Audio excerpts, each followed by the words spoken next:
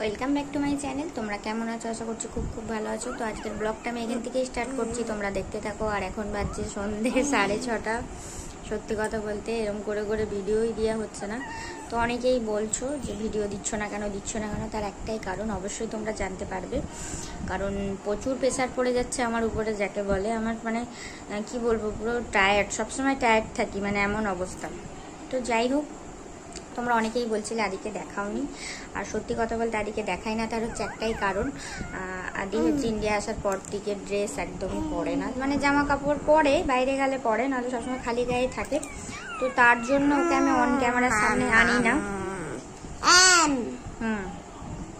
বলে দাও কেমন আছো তোমরা, বলে দাও। তো তোমরা অনেকেই বলেছে দাদি আর খেলাধুলা করছে, এইসব কিছু দেখাও না। তার হচ্ছে একটাই কারণ, এই গরমের জন্য। সত্যি কথা বলতে আর কদিন ধরে বৃষ্টি হচ্ছে ঠিকই, তো বৃষ্টি হলেও গরমটা যাচ্ছে না, যাকে বলে। আর এই দেখো, দাঁড়াও সোনা, একটু মুখটা দেখিয়ে দিক ভালো করে তোমাদেরকে, ভালো করে দেখিয়ে দাও মুখটা তোমার।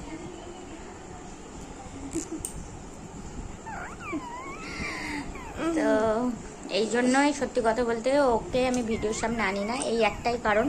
কিন্তু অবশ্যই তোমরা শুনতে পাবে ভয়েস দেওয়ার সময় যে ও একটু ক্যাঁকু করে, তোমরা জানো, অনেকেই জানো। তো আমাকে তো জিজ্ঞাসা করেইছো যে কে চেল্লাই। এই হচ্ছে আমাদের সোনা পাখিটা। সোনাটা সবসময় কির করে টিয়া পাখিদের মতো। আর তো আদির বাবা আসছে খুবই তাড়াতাড়ি, তার জন্য ভালোও লাগছে সত্যি কথা বলতে। সত্যি কথা বলতে ওকে ছাড়া কখনো থাকি না, তার জন্য কষ্ট হয়। আর কি বলবো, এখন সময়টা এমন, ওকে ছাড়া থাকতেই হবে। তো ওর বাবা ভিডিও দেখে জানি, আশা করি দেখবে নাকি জানি না, তো দেখলেও বুঝতে পারবে। আর কি বলবো, এটাই বলার যে তোমাদের দাদা খুব তাড়াতাড়ি আসছে। আর বাইরে ঘুরতে যাওয়ার তো ভিডিও দিতে পারি না, সত্যি কথা বলতে ও থাকে না, আমাদেরকে ঘুরতে নিয়ে যাওয়ার কেউই নেই, যাকে বলে। আর বাড়ির আশেপাশে আর কোথায় যাব। তো বাড়ির মধ্যেই আজ 3টে মাস কেটে গেল, দেখতে দেখতে 3-3.5 মাসই ধরে রাখো, কেটে গেল। তো বাবা আসছে, এবার ঘুরতে যাবে অনেক জায়গায়। আর তোমাদের সব আশা করি মার্কেটিং হয়ে গেছে। তো আমারও তো মার্কেটিং মোটামুটি আগে থেকেই সব হয়েছিল। তো ইচ্ছে আছে এখনও, দেখা যাক ওর বাবা আসুক কী কী কেনাকাটি করব। আর মেয়েদের তো কেনার শেষ নেই, সারা বছরই পুজো পরব লেগে থাকে, যাকে বলে। কিছু বলবে? কিছু কি বলবে? বলে দাও তাহলে, বলে দাও যদি বলতে চাও।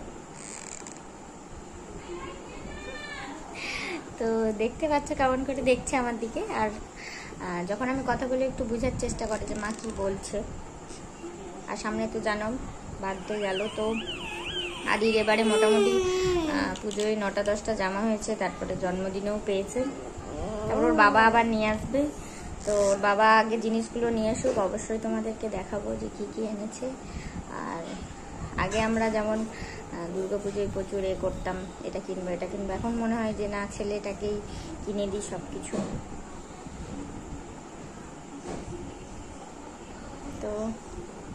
তো আদি হেয়ারটা কাট করতে হবে। আর সত্যি কথা বলতে মাথায় খুবই অল্প চুল। কি বলছো? আর আমারও যে ব্লাউজগুলো আছে আজকে সব ফিটিং করব। মেশিনে তো একদমই বসা হয় না কাজের চাপে। কি হয়েছে?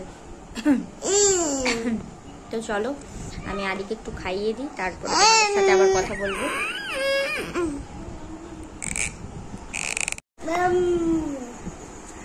তো চলো তোমাদেরকে দেখিয়ে দিই। আর আমার ওই কিছু কিছু জিনিসগুলো আছে যেগুলো সেলাই করতে হবে, এখনো পর্যন্ত ওগুলো হয়নি। তো কি বলবো, ওগুলো আমি সব বাড়িতেই করি, তোমরা তো জানো আমার মেশিন আছে, তার জন্য। আর কাদের কাদের পুজোর মার্কেটিং হয়ে গেছে অবশ্যই কমেন্ট করে আমাকে জানিও। আর কি কি মার্কেটিং করেছে অবশ্যই ভিডিওতে দেখিও যে কি কি মার্কেটিং করেছে সবাই। আর পুজো মানে তো 1-2 মাস আগে থেকেই মার্কেটিং স্টার্ট হয়ে যায়।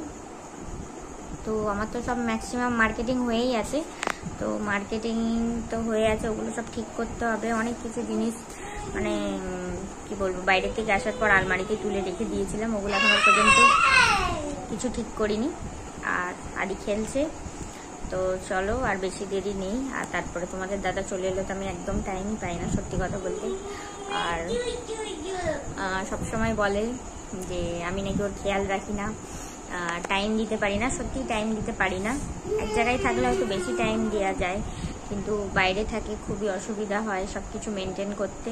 আর তার মধ্যে দিয়েও করি, কিন্তু হয়তো ও যতটা চায় হয়তো আমি ওকে ততটা টাইম দিতে পারিনি, তো এটার জন্য আমাকে নিজেকেও খুব খারাপ লাগে। তো চলো দেখতে থাকো। আর এই ব্লগটা হচ্ছে পোস্ট হবে যতদূর সম্ভব সোমবার ওই দুপুর 2টো নাগাদ শেয়ার হবে। আর চলো, আদি কাঁদছে, আদির সাথে একটু খেলে নিই, যে আমার কাজগুলো আমি কমপ্লিট করবো। আর অবশ্যই দেখাবো, আর অবশ্যই পরে দেখাবো যে কেমন হয়েছে, কারণ কি বলবো। আর দেখতেই পাচ্ছ অনেকটা কালো হয়ে গেছি রোদে মানে বেরোনোর জন্য। আর আগের মানে কি বলবো, আগে যেরকম ছিলাম সেরকম নেই। তো যাই হোক, দেখি দুর্গাপুজোর আগে কি করা যায়। আর সত্যি কথা বলতে এটাই আমার ন্যাচারাল লুক যাকে বলে। মানে ভিডিও করার সময় আমি কিছু ইউজ করি না, তোমরা তো আশা করি জানবে, যারা আমার ভিডিও দেখো রেগুলার অবশ্যই বুঝতে পারবে। 바람이 불어온 그 밤에 꺼진했던 조각들이 난 떠올라 순간에 falling down 감추려 애썼던 마음 다 들킬까봐 도망가 버렸지 yeah. 깊은 밤 잠든 널 내 안에 담아두고 있어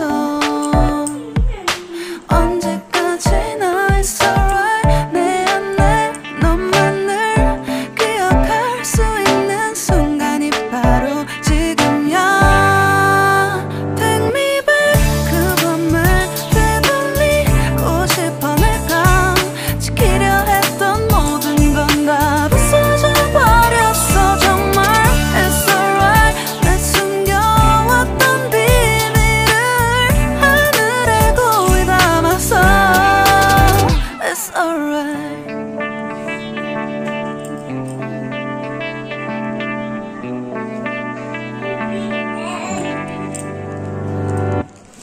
빗물에 내 맘도 씻겨 너와의 기억들 모두